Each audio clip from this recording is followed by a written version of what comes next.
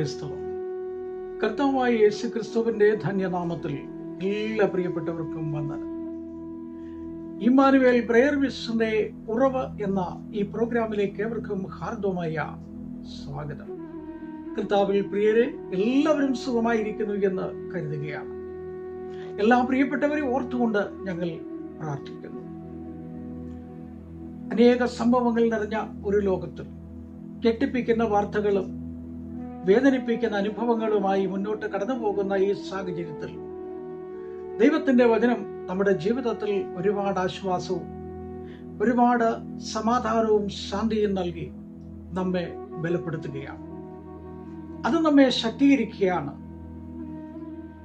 ഉറങ്ങിക്കിടക്കുന്ന അവസ്ഥയിൽ നിന്ന് ഉണരുവാനും ക്ഷീണിച്ചിരിക്കുന്ന അവസ്ഥയിൽ നിന്ന് ശക്തി പ്രാപിക്കുവാനും കാഴ്ചപ്പാട് നഷ്ടപ്പെട്ടു പോയ സ്ഥാനത്ത് കാഴ്ചപ്പാട് പ്രാപിച്ചുകൊണ്ട് നമ്മൾ ആഗ്രഹിച്ച ലക്ഷ്യത്തിലേക്ക് എത്തുവാനുള്ളതായിരിക്കുന്ന പ്രയത്നമായി വചനം നമ്മെ ശക്തീകരിക്കുന്നു. അതുകൊണ്ട് ദൈവത്തിന്റെ ദാസന്മാർ ശക്തിയോടുകൂടെ ദൈവത്തിന്റെ വചനം സംസാരിക്കുന്നു. കഴിഞ്ഞ ചില ദിവസങ്ങളായി നമ്മൾ ചിന്തിച്ചുകൊണ്ടിരിക്കുന്ന വിഷയങ്ങൾ ഗിദെയോനെ കുറിച്ച് ആയിരുന്നു. യഹോവയാൽ അനുഗ്രഹിക്കപ്പെട്ടവനെ, നീ എന്തിന് ഇവിടെ ആയിരിക്കുന്നു? ദൈവത്തിന്റെ ദൂതൻ മുന്തിരിച്ചക്കന് അടുക്കൽ വന്നിട്ട് ഗിദെയോനോട് പറയുകയാണ്, നീ പൊയ്ക്കൊള്ളുക, യഹോവ നിന്നോട് കൂടെയുണ്ട്. നീ ഇസ്രായേലിനെ രക്ഷിക്കേണ്ടതാകുന്നു. ഫെലിസ്ത്യരുടെ കയ്യിൽ നിന്നും അവരെ വിടുവിക്കേണ്ടതാകുന്നു.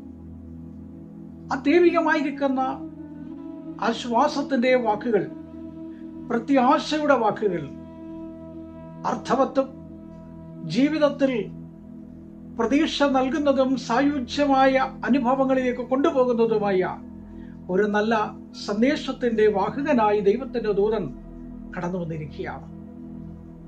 ചില സന്ദർഭങ്ങളിൽ മനുഷ്യന്റെ ജീവിതത്തിൽ പലപ്പോഴും തളർന്നു പോകുന്ന, ക്ഷീണിച്ചു പോകുന്ന പ്രശ്ന സങ്കീർണതകൾ കൊണ്ട് വേദനിക്കുന്ന അവസ്ഥകളിൽ ദൈവവചനം നമുക്കൊരാശ്വാസമായും ദൈവദാസന്മാരുടെ പ്രാർത്ഥന അനുഗ്രഹമായും നല്ലൊരു ആലോചന നമുക്ക് ശക്തി പകർന്നതുമായി കിട്ടുമ്പോൾ നമ്മൾ പുതിയൊരു പാന്താവിലേക്ക് വളരുകയാണ്, പുതിയൊരു പാന്താവിലേക്ക് ഉയരുകയാണ്. അതിന് വിനയപ്പെടുത്തി കൊടുക്കുകയാണെങ്കിൽ, അതിനേൽപ്പിച്ചു കൊടുക്കുകയാണെങ്കിൽ നാം പടിപടിയായിട്ട് ഉയർന്ന് ആ പാന്താവിലെത്തുവാനിടയായിത്തീരും. ഇവിടെ ഗിദെയോനോട് പറയുകയാണ്, നീ പോയി, ഞാൻ നിന്നോട് കൂടെയുണ്ട്. ഒരാശ്വാസവാക്ക് തന്നെയാണ്. കഴിഞ്ഞ ദിവസം നമ്മൾ ചിന്തിച്ചതായിരിക്കുന്ന വിഷയങ്ങൾ ഒക്കെ അത് തന്നെയായിരുന്നു. അതിനോടുള്ള ബന്ധത്തിൽ ഒരു വാക്യം ശ്രദ്ധയിലേക്ക് കൊണ്ടുവരാൻ ആഗ്രഹിക്കുന്നു. അന്ന് രാത്രിയിൽ യഹോവ അവനോട് കൽപ്പിച്ചത്, എഴുന്നേറ്റ് പാളയത്തിന്റെ നേരെ ഇറങ്ങിച്ചെല്ലുക, ഞാനത് നിന്റെ കയ്യിൽ ഏൽപ്പിച്ചിരിക്കുന്നു.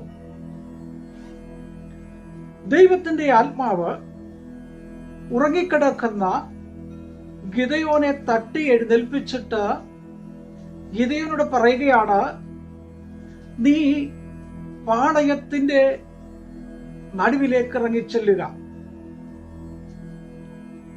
ചെല്ലുക എന്ന് പറയുമ്പോൾ മറ്റൊരു സന്ദേശം കൂടെ അതിന്റെ ഭാഗത്ത് വരുന്നത്, അത് ഞാൻ നിന്റെ കയ്യിൽ ഏൽപ്പിച്ചിരിക്കുന്നു.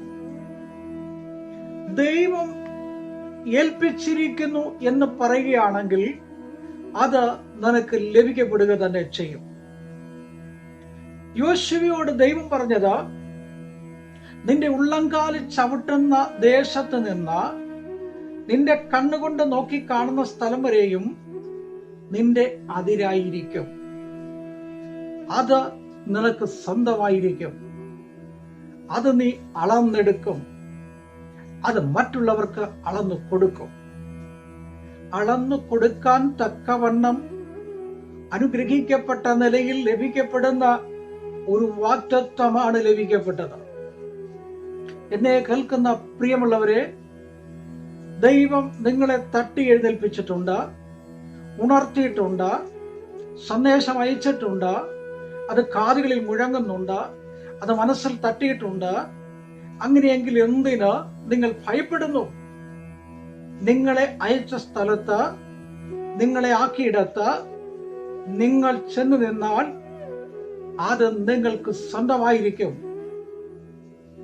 നിങ്ങളുടേതായിരിക്കുന്ന സ്ഥലത്ത് നിന്നുകൊണ്ട് ഒരു വൃത്തം വരച്ച്, കർത്താവേ, എനിക്ക് ഈ വൃത്തത്തിനുള്ളിൽ അളന്ന് തരണമെന്ന് പറഞ്ഞാൽ അത് അളന്ന് തരും. ഏത് രാജ്യത്താണെങ്കിലും, ഏത് ദേശത്താണെങ്കിലും, ഏത് ജില്ലയിലാണെങ്കിലും, ഏത് സംസ്ഥാനത്താണെങ്കിലും, ഏത് പഞ്ചായത്തിലാണെങ്കിലും ദൈവം നിങ്ങളെ ഒരു സ്ഥലത്താക്കിയിട്ടുണ്ടെങ്കിൽ അത് വെറുതെയല്ല. ചില കാര്യങ്ങളെ മുൻകൂട്ടി അറിയിച്ചുകൊണ്ട് ദൈവത്തിന് ചില കാര്യങ്ങൾ നിങ്ങളിലൂടെ ചെയ്യാൻ വേണ്ടി, നിങ്ങളിലൂടെ പ്രവർത്തിക്കാൻ വേണ്ടി ദൈവം നിങ്ങളെ കാര്യങ്ങളെടുത്ത് ഉപയോഗിക്കാൻ പോവുകയാണ്. Praise the Lord. അതുകൊണ്ട് നിങ്ങൾ നിരാശപ്പെടേണ്ട കാര്യമില്ല. ഞാൻ ഒറ്റയ്ക്കാണല്ലോ എന്ന് ഭാരപ്പെടേണ്ട. പണമില്ലല്ലോ എന്നോർത്ത് ഭാരപ്പെടേണ്ട. നല്ല വസ്ത്രമില്ലല്ലോ എന്ന് ഭാരപ്പെടേണ്ട. നല്ല വീടില്ലല്ലോ എന്നോർത്ത് ഭാരപ്പെടേണ്ട. നല്ല ഭക്ഷണമില്ലല്ലോ എന്നോർത്ത് ഭാരപ്പെടേണ്ട. ദൈവം വാഗ്ദത്തം ചെയ്തിട്ടുണ്ടെങ്കിൽ അത് നടത്തുക തന്നെ ചെയ്യും. ആകാശത്തിലെ പക്ഷികളെ നോക്കുക, പറവകളെ നോക്കുക. അവ വിതയ്ക്കുന്നില്ല, കൊയ്യുന്നില്ല, കളപ്പുരയിൽ കൂട്ടി വെക്കുന്നതുമില്ല. എന്നാൽ അതാത് ദിവസം തന്റെ ആഹാരങ്ങൾ ദൈവം അവർക്ക് കൊടുക്കുന്നു. ഏലിയാവിനോട് പറഞ്ഞു, നിന്റെ ആഹാരം തീർന്നു പോയിട്ടുണ്ട്, കുടിക്കാൻ വെള്ളം തോട്ടില് വറ്റിയിട്ടുണ്ട്. എന്നാൽ നീ നിരാശപ്പെടേണ്ട, നീ ഭാരപ്പെടേണ്ട. നിനക്ക് വേണ്ടി ഞാനൊരു ഭവനത്തെ കണ്ടിട്ടുണ്ട്. നിനക്ക് വേണ്ടി ഞാനൊരു ഭവനത്തെ വേർതിരിച്ചിട്ടുണ്ട്. നീ ആ ഭവനത്തിലേക്ക് ഒന്ന് കടന്നു ചെല്ലുക. ആ ഭവനത്തിലേക്ക് നീ ഒന്ന് ഇറങ്ങി ചെല്ലുക. ദൈവം നിനക്ക് വേണ്ടി ഒരുക്കി വെച്ചിരിക്കുന്നത് നിനക്ക് കാണുവാൻ കഴിയും.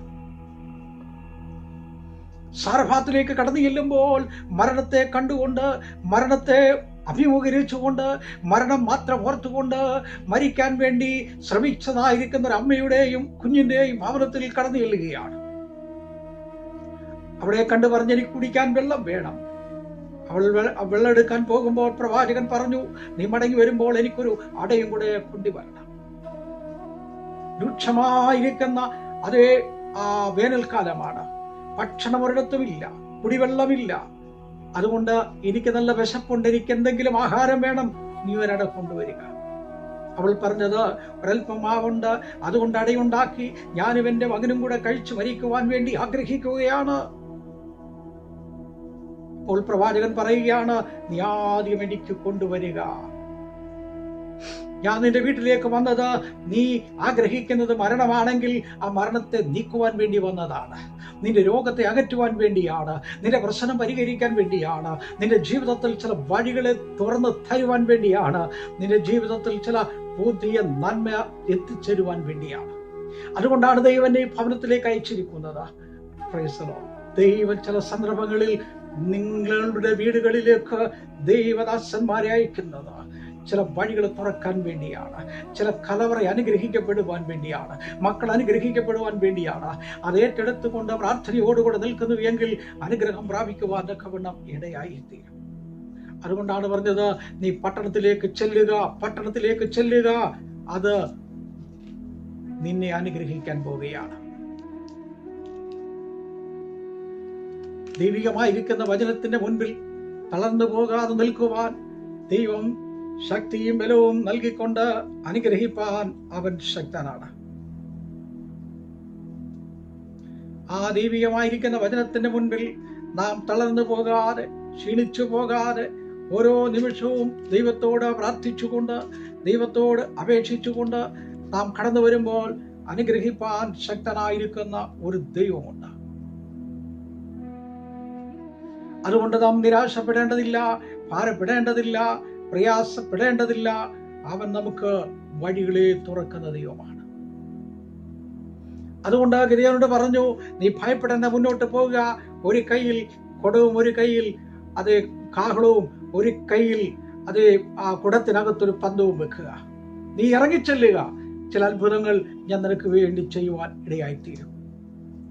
നമുക്കറിയാം, പഴയ നിയമ കാലഘട്ടങ്ങളിൽ ദൈവം ഓരോ വ്യക്തികളുടെയും കയ്യിൽ കൊടുത്തിരിക്കുന്ന ആയുധങ്ങൾ, ദൈവം കൊടുത്തിരിക്കുന്ന വസ്തുക്കളുണ്ട്. ഒന്ന് ദാവീദിന്റെ കയ്യിൽ കല്ല് കൊടുത്തു. ശൗലിന്റെ കയ്യിൽ കുന്തമുണ്ടായിരുന്നു. ഏലിയാവിന്റെ കയ്യിൽ പുതപ്പുണ്ടായിരുന്നു. എലീശയുടെ കയ്യിൽ പുതപ്പുണ്ടായിരുന്നു. ആ ഭാഗത്തേക്ക് കടന്നു പോകാൻ സമയത്തിന്റെ പരിമിതികൾ നിൽക്കുന്നത് കൊണ്ട് ഞാൻ എൻ്റെ വാക്കിൽ ഇവിടെ അവസാനിപ്പിക്കുകയാണ്. യഹോവയുടെ സന്നിധിയിൽ നിന്നുകൊണ്ട് ഉറക്കെ വിളിച്ചു പറയണം. കാഹളമൂതുമ്പോൾ വിളിച്ചു പറയണം. കാഹളമൂതുമ്പോൾ കുടമുടയ്ക്കണം. അങ്ങനെ അവർ കുടമുടച്ചു. പന്തം തെളിഞ്ഞു. കാഹളത്തിന്റെ ധ്വനി മുഴങ്ങിയപ്പോൾ ശത്രു പരാജയപ്പെടുവാനിടയായിത്തീരും.